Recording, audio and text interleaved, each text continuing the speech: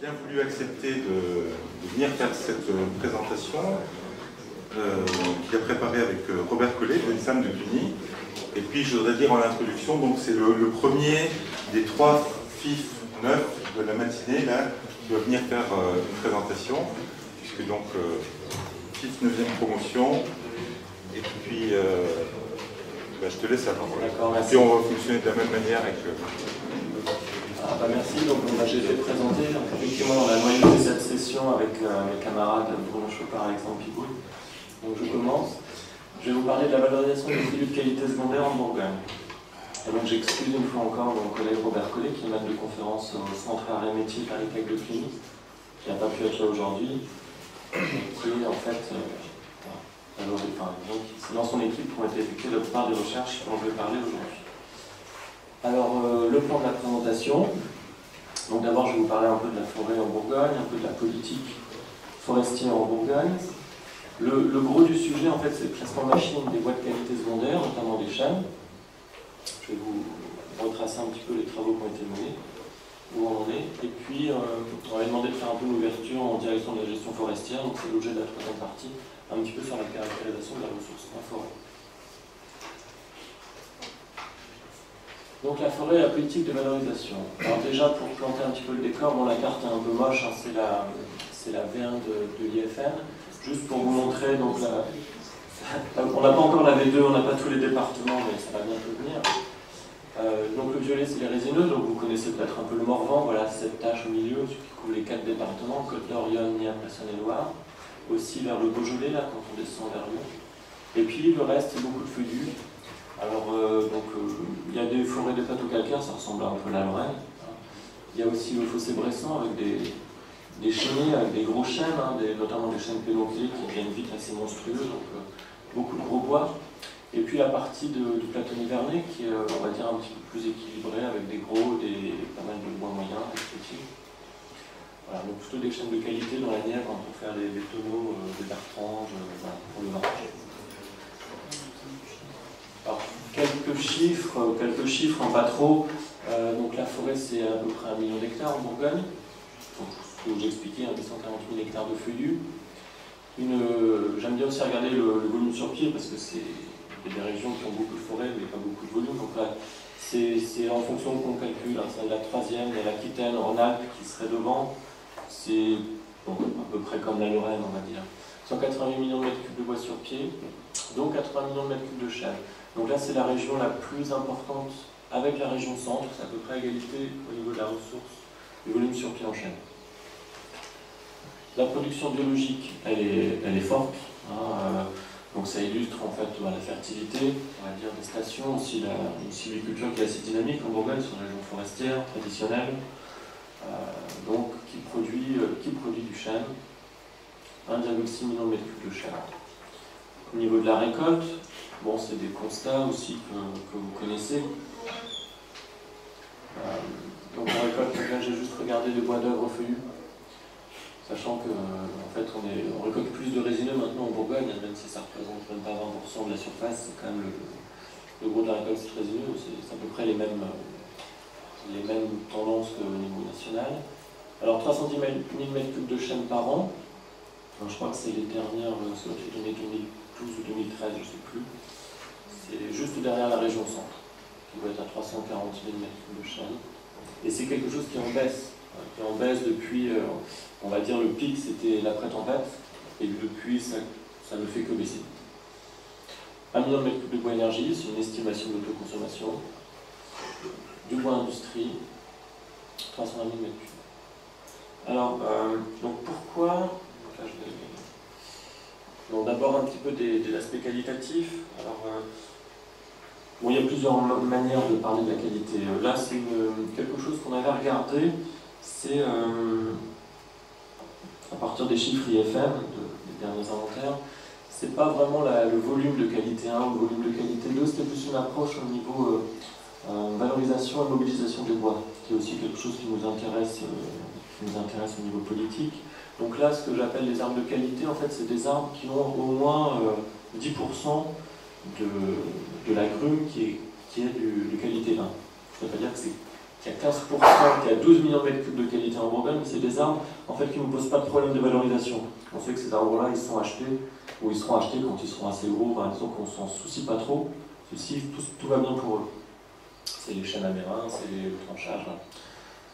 On a 65% qui est de la qualité secondaire. Donc là, on entendait par qualité secondaire, c'est des arbres qui n'ont pas de qualité 1, mais qui ont au moins de la qualité 2. Donc c'est des arbres, voilà, c'est un peu le stock, on va dire. S'il y a un marché, ces arbres-là vont sortir. S'il n'y a pas de marché, ils ne sortent pas. Et puis sans qualité, donc rien à voir avec le roman de Musil, c'est des arbres en fait qui ont ni qualité, ni volume de qualité 1, ni volume de qualité 2. Donc ça, c'est ceux qui nous posent aussi le plus de problèmes, qui sont actuellement pas valorisés. Le hêtre, en fait, on retrouve à peu près les mêmes pourcentages. On peut retenir, il y a 2/3, on va dire, des arbres qui posent un peu des problèmes de gestion, c'est-à-dire quand tout va bien, quand le marché est porteur, on s'en soucie pas trop, mais dès que, ce qui est notre cas, dès que le marché se fait moins demandeur, ces bois-là, ils nous restent un petit peu sur les bras, donc on a un peu plus de mal à les valoriser. Au niveau national, on l'avait regardé, c'est à peu près la même chose. Disons qu'en Bourgogne, on a un petit peu plus de chênes de qualité, ce qui est connu, on a des chênes amérins, des chênes... voilà. Et un petit peu moins de qualité 3, un petit peu plus de volume sans qualité au niveau national. Donc ça me permet de faire un petit aparté. Donc voilà, c'est la raison pour laquelle on se préoccupe au niveau politique de cette ressource-là. Hein, pourquoi est-ce que même j'interviens aujourd'hui? Au niveau de la politique forestière en Bourgogne, depuis 30 ans, donc bien avant que j'arrive, je suis arrivé en 2007, c'est quelque chose qui préoccupait cette collectivité-là, qui a pour mission le développement économique de son territoire. Donc pourquoi s'en occuper? Donc je vous ai montré, c'est une ressource qui est importante en quantité. Donc on sait que ça représente des emplois, de l'activité, notamment dans les territoires ruraux. Donc c'est l'intérêt, on va dire, macroéconomique pour la filière, le chiffre d'affaires, la valeur ajoutée, etc. C'est aussi un intérêt microéconomique. Donc là, c'est au niveau d'un propriétaire forestier. S'il peut valoriser des bois, il valorisera toujours ces chênes à tranchage ou amérin, plus voilà, ces chênes de qualité secondaire. S'il peut les valoriser, tant mieux, ça lui permet de réinvestir plus dans sa forêt, d'améliorer, etc. Pour la sylviculture, donc je ne sais pas, on ne va pas trop en parler là, mais ces bois de qualité secondaire, qu'on soit dans un système de futaie régulière ou irrégulière, c'est intéressant de les exploiter pour laisser pousser des arbres qui vont être de meilleure qualité, etc. J'en parlerai peut-être un petit peu après s'il me reste 5 minutes. Alors c'est intéressant, c'est que donc, quand je suis arrivé, j'ai exhumé un peu des travaux que la région avait financés depuis les années 80. Alors c'est très intéressant parce qu'on voit un peu les modes. On voit que dans les années 70, on s'intéressait beaucoup à années 80 au bois industrie. On voulait faire des usines de papier un peu partout, des usines de panneaux, donc on retrouve effectivement. Et puis ça s'observe sur le terrain. C'est vrai que c'est à partir de ces années-là qu'on a senti beaucoup de bois industrie en Bourgogne. On est une région qui a fait un peu réservoir, on allait approvisionner les grandes papeteries du sud, de la France, etc. Dans les années 90, la région a financé pas mal de travaux sur un petit peu, on va dire, une optimisation du bois d'or. C'est un peu de ça dont je vais vous parler aujourd'hui. L'idée étant, essayer de valoriser des bois peut-être un peu moins gros, bien essayer des produits, c'était la grande mode, la grande époque du parquet, avec des bois qui n'étaient pas forcément de qualité 1, on pouvait quand même faire des produits intéressants. Là, je n'ai pas parlé des traverses aussi dans les années 80. Ça a été aussi quelque chose qui a beaucoup marché et qui revient un petit peu, c'est une petite digression.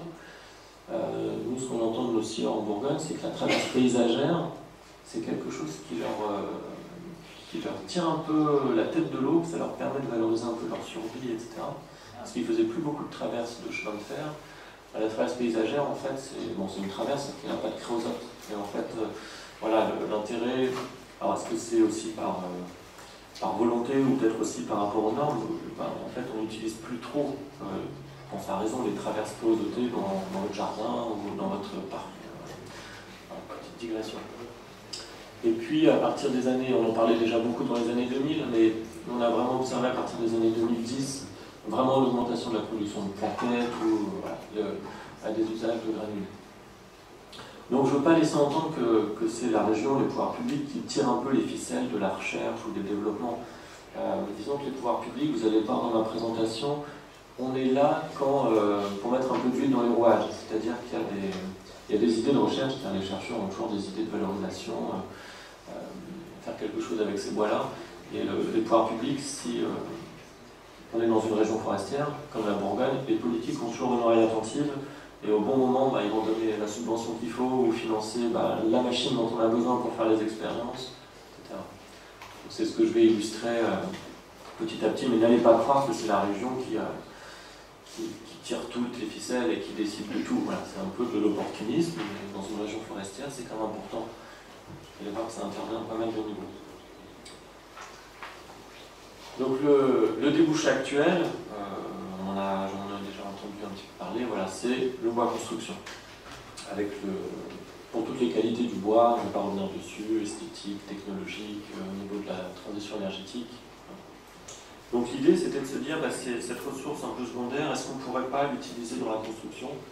On n'a pas besoin d'avoir finalement des bois qui sont très beaux, c'est pas grave s'il y a des nœuds, c'est pas grave s'ils sont moches, si la couleur n'est pas belle, mais peut-être qu'on a besoin justement d'usage même un peu de masse, de choses un peu cachées, mais pour faire des maisons en bois par exemple.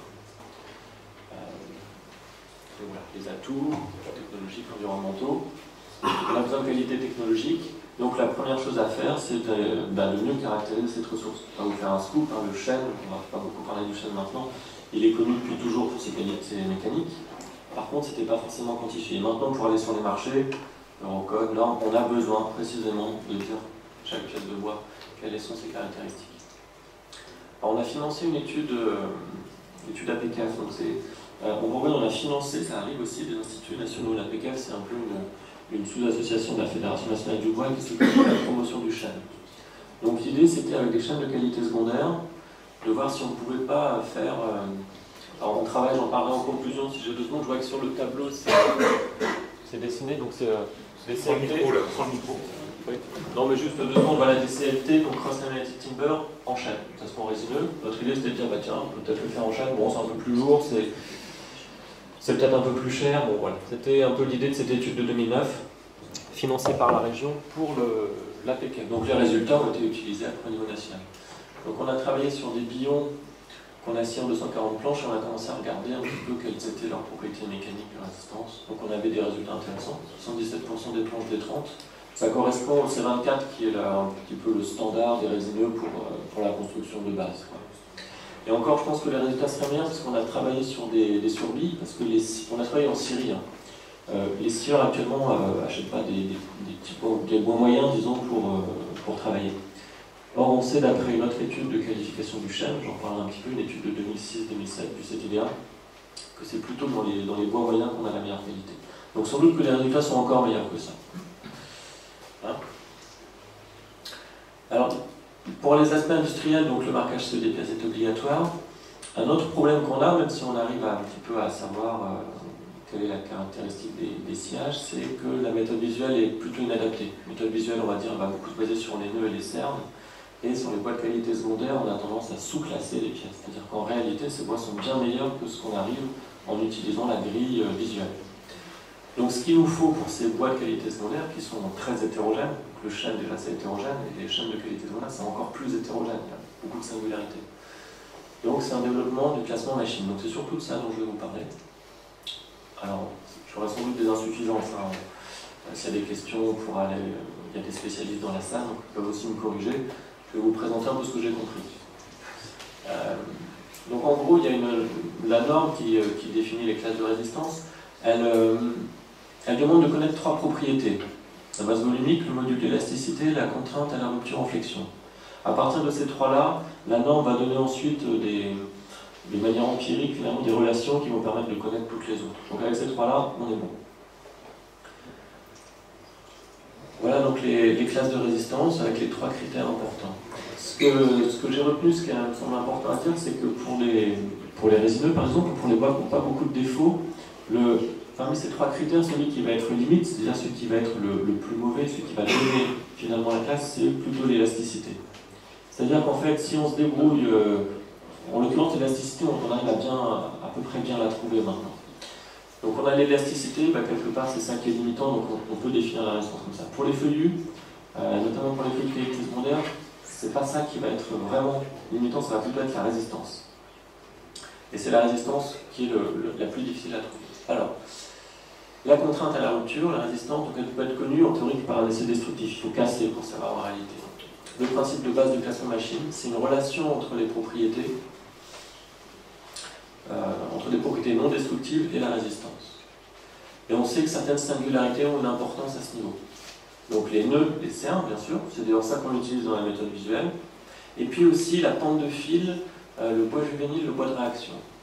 C'est des choses, on sait que c'est important, mais c'est beaucoup plus difficile à détecter. Là, je vais vous parler un petit peu des travaux qui se font à ce niveau-là. Ça, c'est les moyens d'expérimentation du laboratoire à Cluny. Donc, c'est des machines qui ont été financées par la région. Notamment, donc, il y a un ISCAN, c'est une méthode vibratoire. C'est un marteau, en fait, qui va donner une onde dans le bois, et puis on récupère en sortie un petit peu le résultat.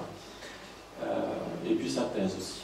Et le combiscan, ça c'est quand on est un petit fonctionnaire, on a parfois des moments de bravoure. Ça c'est un de mes moments de bravoure, c'est financé en fait par 6 régions, les 6 régions du Massif central, par le FEDER et par l'État.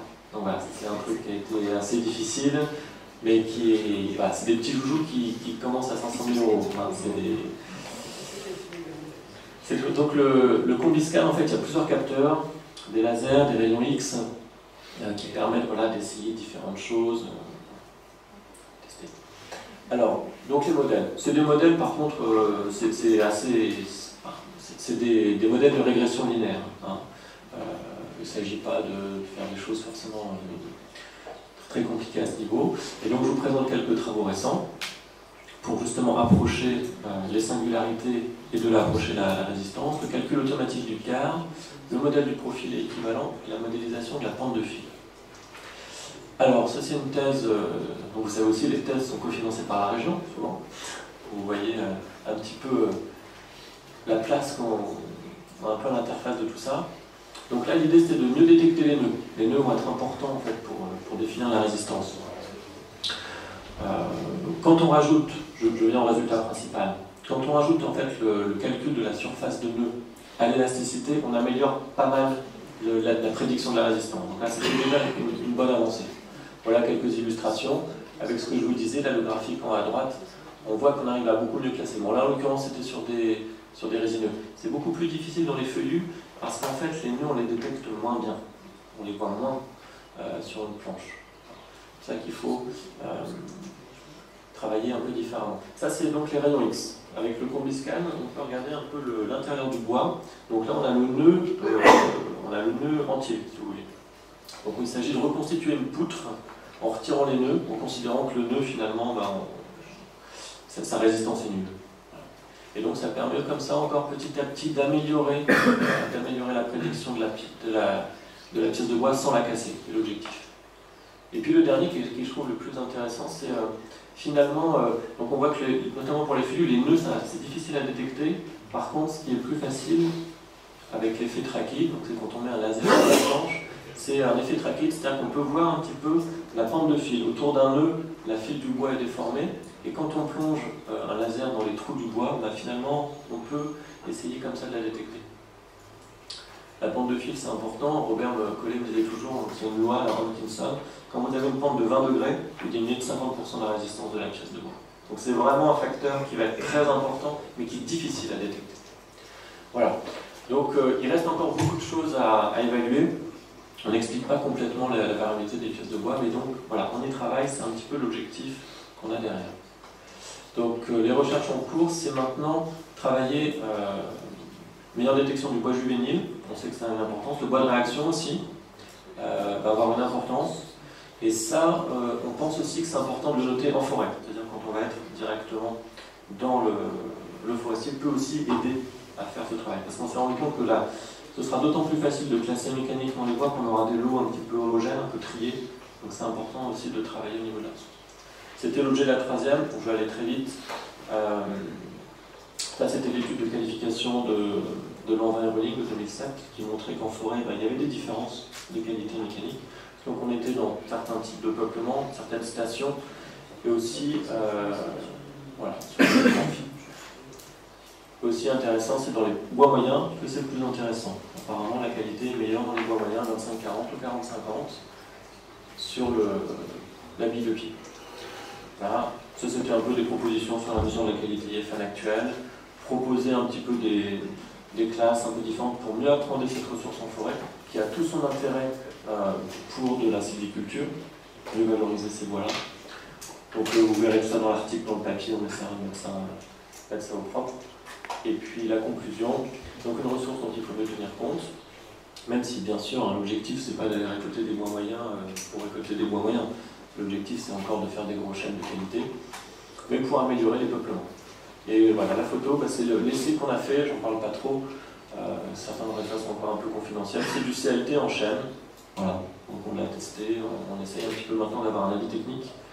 On a créé une association Bois Croisés de Bourgogne pour essayer voilà, de développer ce genre de produit. Donc, merci.